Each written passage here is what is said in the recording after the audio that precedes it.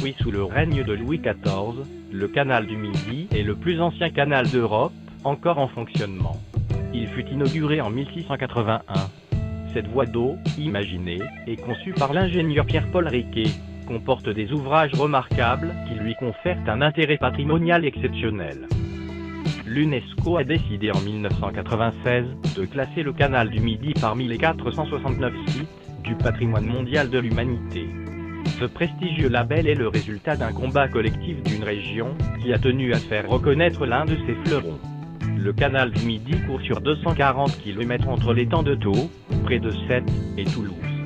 Il est prolongé jusqu'à l'Atlantique par le canal latéral à la Garonne sur 193 km. Il fait environ 2 mètres de profondeur sur l'ensemble de son trajet. Il nécessita 12 ans de travaux. Quelques chiffres résument parfaitement l'ampleur des travaux réalisés. Il comporte 328 ouvrages d'art, dont 63 écluses, 126 ponts, 55 aqueducs, 7 ponts canaux et 6 barrages. Le long des berges, 45 000 platanes et cyprès furent plantés. De 2000 ouvriers engagés au départ en 1667, ils furent jusqu'à 12 000, autant de femmes que d'hommes, répartis en 12 divisions composées chacune d'équipes de 50 personnes, à venir sur le chantier au gré de leur disponibilité. Plusieurs métiers se rencontrent sur les chantiers, en plus des ouvriers saisonniers, qui sont le plus souvent des agriculteurs.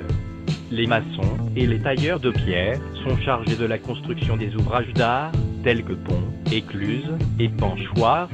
Les forgerons et les niveleurs sont chargés de l'entretien de l'outillage.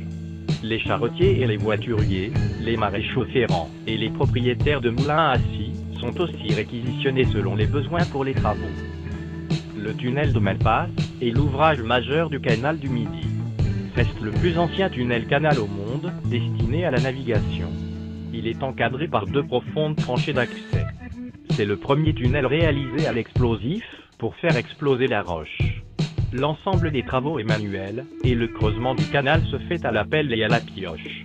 La main-d'œuvre est constituée de paysans et d'ouvriers locaux. L'outillage est très limité, pioche ou pelle pour creuser, panier et civière pour le transport des matériaux, et les ouvriers doivent en assurer l'entretien. Situé à 10 km de Béziers, il offre une illustration remarquable du savoir-faire des ingénieurs et ouvriers à l'époque du Roi Soleil. C'est à l'obstination de Pierre-Paul Riquet que l'on doit cet ouvrage, car, initialement, le plan traçait un large détour.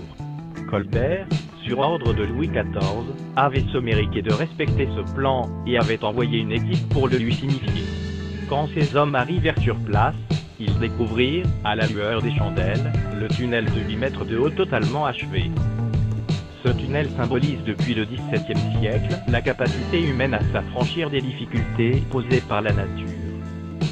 Le canal du Midi, ou canal des Deux Mers, relie la Garonne à la mer Méditerranée. Il fournit, avec le canal latéral à la Garonne, une voie navigable de l'Atlantique à la mer Méditerranée.